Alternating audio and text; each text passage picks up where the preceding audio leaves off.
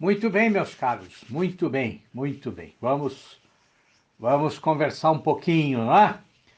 Vamos aproveitar aqui este friozinho bom e fazer essa coisa maravilhosa que é conversar.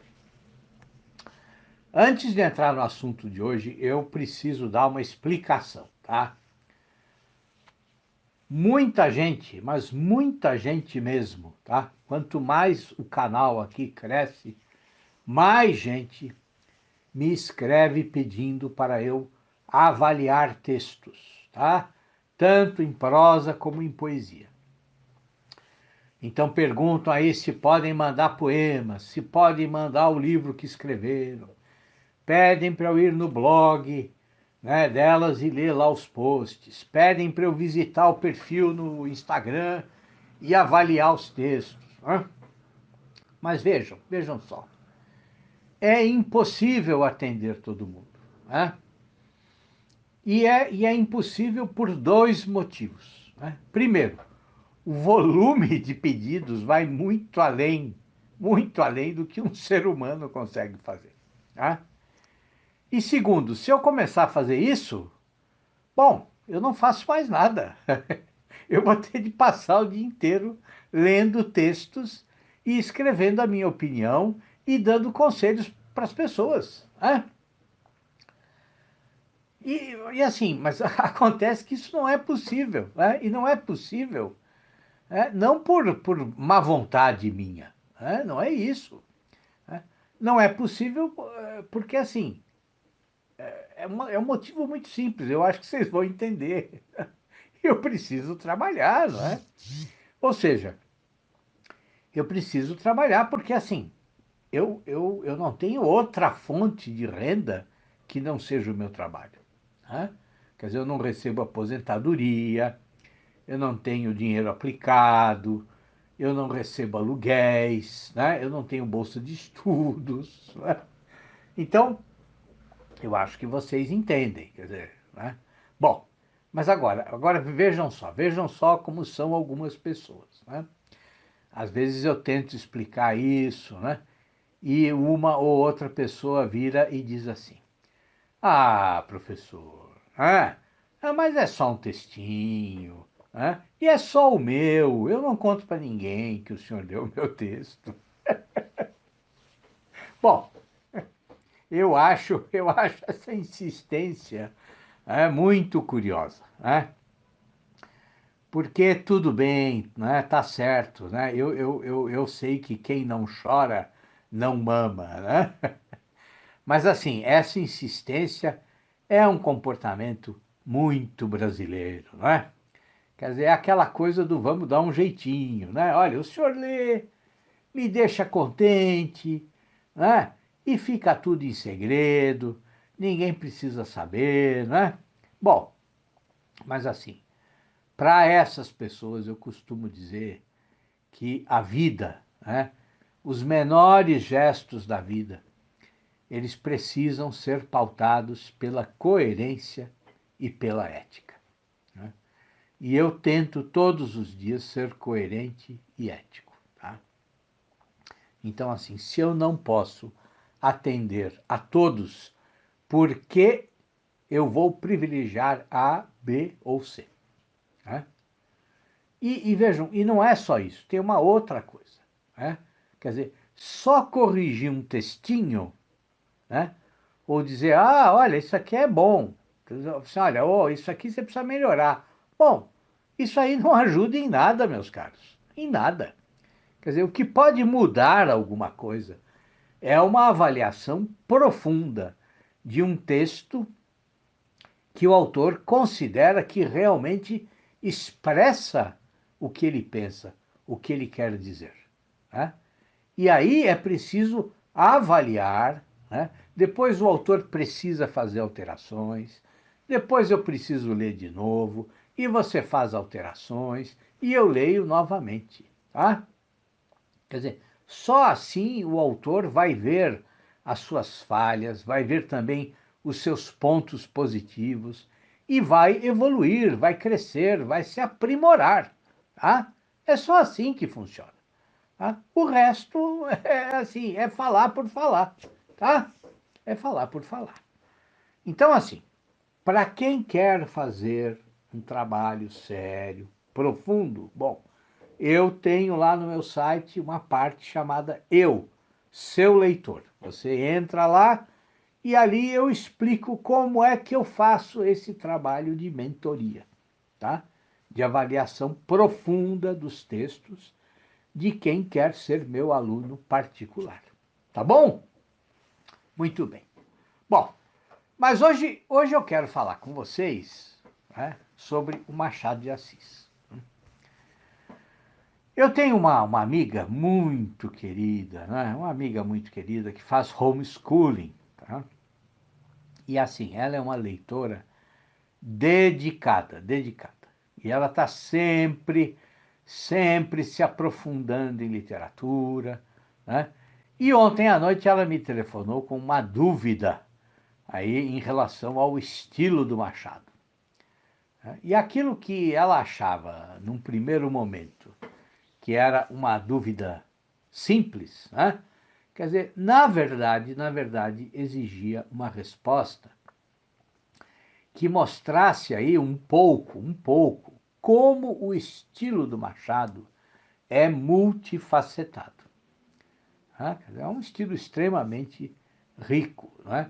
E, apesar de ser de fácil leitura, né, apresenta aí, em termos estilísticos, o que a gente poderia chamar de, vamos dizer que, de pequenos labirintos, né? Mas assim, não é isso, né? Essa não é a melhor expressão, não é a melhor expressão. Porque o labirinto é um emaranhado, né? É uma coisa muito enredada, da qual é difícil sair, né? E o texto machadiano não é propriamente labiríntico, tá? Então vamos mudar, vamos procurar uma expressão melhor aí. Ah, eu diria que o texto machadiano tem aí algumas sutilezas, tá? Sutilezas que são armadilhas, né? Mas são armadilhas delicadas, são armadilhas simpáticas, tá? Armadilhas irônicas, né? Em que o Machado aí quer prender o leitor. E quer prender o leitor, né? Para quê? Para que o leitor só veja o que ele, Machado, quer mostrar. Né? Ou seja, para que o leitor fique aí como que hipnotizado e não consiga se afastar do texto e pensar por si mesmo. Tá? Então, assim, então vejam, este áudio aqui nasceu da dúvida da minha amiga, mas eu acho que a minha explicação vai servir para todos vocês, tá? Bom, assim, os recursos que o Machado usa são inúmeros, inúmeros, inúmeros, variadíssimos, tá? E a gente podia ficar aqui conversando aí horas e horas só sobre o estilo machadiano. Mas assim, um dos recursos mais constantes, né, é o abandono do que a gente chama aí de uma narrativa linear, tá? A narrativa do Machado, né, quer dizer, a forma dele contar as histórias dele, bom, ela é quase sempre muito retilínea, mas ele gosta de quebrar a linearidade, tá? Ele gosta de ficar fazendo aí interpolações nas frases, nos períodos, né? Ele gosta de interromper o que ele está dizendo, lembrar de alguma coisa, ou fazer algum comentário e depois retomar a narrativa, né? Outra coisa que ele faz é criar uma falsa aproximação, uma falsa intimidade com o leitor. Né? Enfim, quer dizer, ele vai usando então essas diferentes interpolações para iludir o leitor, para ludibriar você, tá? E eu não estou dizendo que isso é negativo, tá? Né? Não, isso é o estilo do Machado. Então, se você lê as obras do Machado em ordem cronológica, você vai percebendo que o uso desse recurso cresce no decorrer dos anos, tá? A sensação que a gente tem é de que ele vai experimentando novos ingredientes na receita de escrever, né? Eu penso que talvez tudo tenha começado, né, com uma tentativa de criar uma prosa aí mais coloquial, que distanciasse o texto dele da retórica alencariana, tá? Ou seja, uma tentativa de se afastar do estilo do José de Alencar. Mas vejam, isso é só uma suposição minha, tá? Isso é só uma suposição. Quer dizer, e isso que era uma busca aí, que era a busca de uma relativa informalidade, né? E que era, claro, também, né, a busca de uma voz própria, de uma voz pessoal, né? Bom, isso acabou se tornando um recurso estilístico. Ou seja, o Machado foi aumentando gradualmente a sua consciência a respeito do que ele conseguia fazer com o texto e acabou por incorporar esses recursos que quebram a linearidade. Tá? Então, assim, ele foi testando a receita, viu que dava certo e, bom, foi em frente. Bom, além das interpolações, né? Quer dizer, outro recurso, né? Quer dizer, é essa coisa que eu já falei para vocês, quer dizer, essa mania dele fingir que ele está conversando com o leitor, né? Quer dizer, ele cria mesmo uma naturalidade, mas uma naturalidade que é falsa, né? Quer dizer, você lê e é como se o narrador estivesse aí na sala da sua casa, na sua frente, conversando com você, né? Mas, quer dizer, na verdade são pequenas armadilhas, né? Quer dizer, elas fazem parte do jogo de sedução do Machado, né? E por que jogo de sedução? Bom, vejam, a gente não pode esquecer que grande parte do que o Machado escreveu foi publicado na forma de folhetim, né? Ou seja, era publicado aí em capítulos numa ou noutra revista. Exatamente como hoje a gente tem os capítulos das novelas ou os episódios das séries, né, de TV. Então a gente não pode desconsiderar a preocupação do Machado, né, de manter a audiência, né, de manter a atenção, o interesse dos leitores. Então ele usa esse recurso para criar uma proximidade aparente, né? Uma intimidade aparente, às vezes até uma aparência de cumplicidade com o leitor. Tá? Então, quer dizer, quando ele também para de contar o que ele está contando e começa a falar de uma lembrança que ele teve, né? Bom, é como se ele estivesse tratando você como um amigo íntimo. Né? Ele está lá numa conversa tranquila com você, e, num certo momento, quer dizer, ele sabe que, como você é amigo dele, ele pode abandonar a linha da história e pode falar aí sobre algo que ele considera complementar, né? Ou que não tem nada a ver, e depois retomar o fio da história, né? Ele pode fazer isso porque, bom, vocês são amigos, você não vai ficar incomodado, né?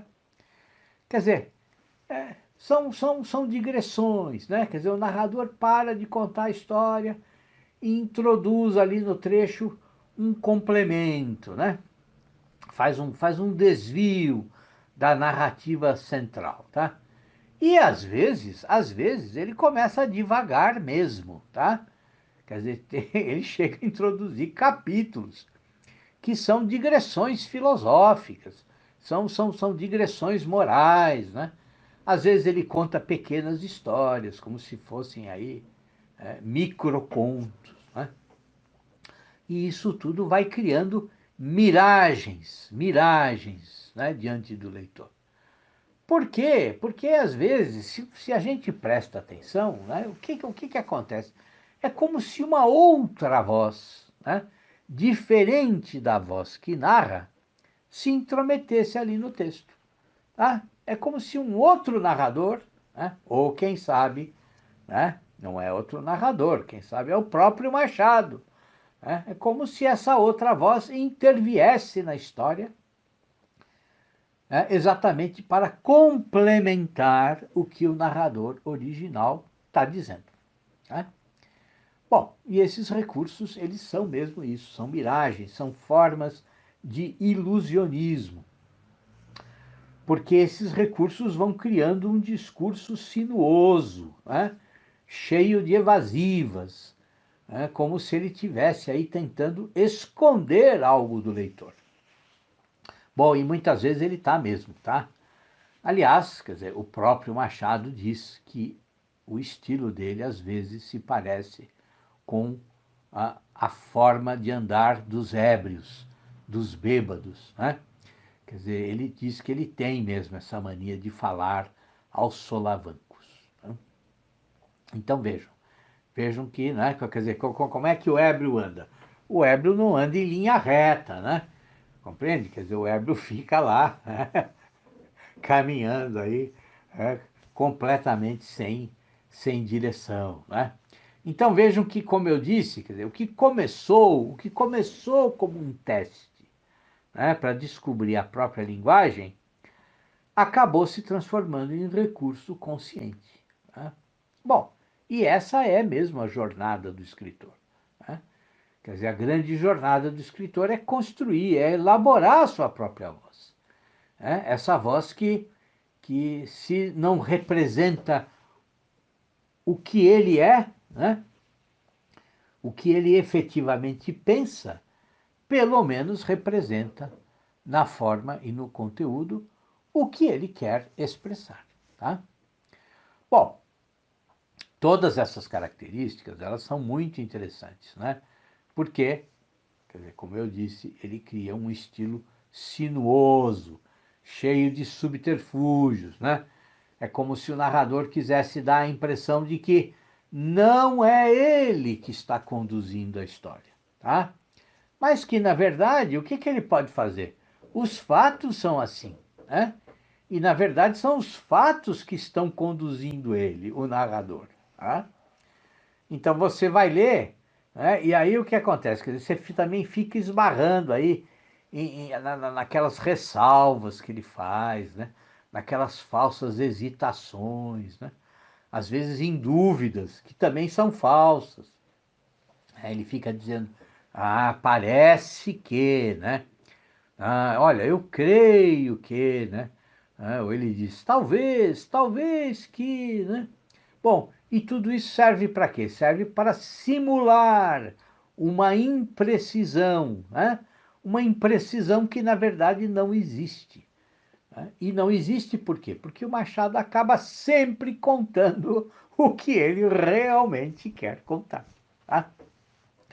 Mas ele conta de forma dissimulada, porque o Machado é o que ele diz da Capitu, tá? O Machado é oblíquo e dissimulado, tá?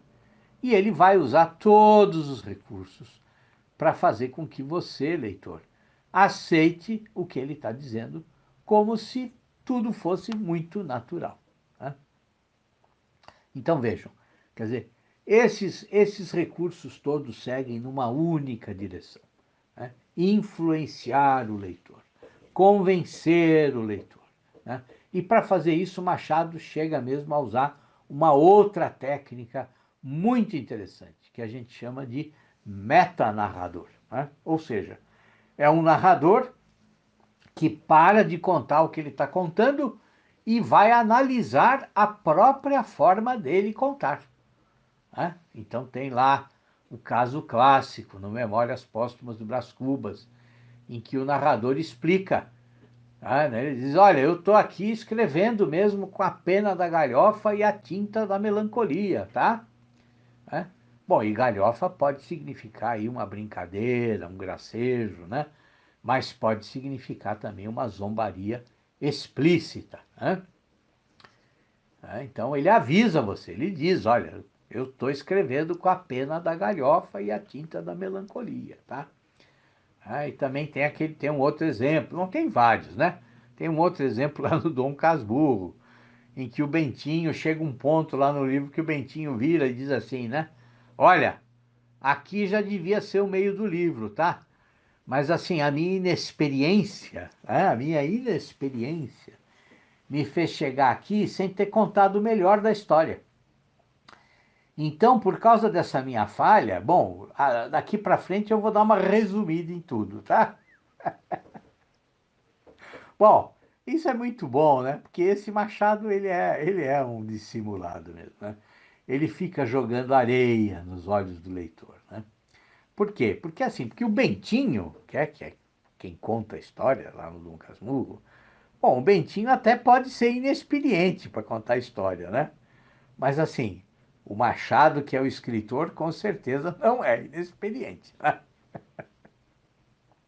Bom, e com todos esses recursos, bom, ele consegue o que ele quer, né? Ele leva o leitor para onde ele quer, né? Claro que nem sempre, né? Porque esses recursos, né, às vezes cansam, né? Não é todo mundo que aprecia essa forma de narrar, né? Quer dizer, para mim, para o meu gosto pessoal, essas digressões, esse zigue-zague, essas coisas, bom, elas me cansam um pouco, sabe? Eu acho que ele, às vezes, ele exagera nessas soluções, né? Então, é exatamente por esse motivo que eu gosto de maneira especial dos contos, né? Por quê? Porque nos contos a ocorrência desses recursos diminui, né? Diminui de maneira considerável, tá? Mas assim, isso é uma coisa pessoal minha, tá? E isso em nada diminui aí, né, o valor do Machado. Tá bom? É isso, meus caros. Bom, agora eu vou fazer uma coisa deliciosa, tá? Vou fumar um belo cachimbo, tá bom? Um abração para vocês. Até amanhã.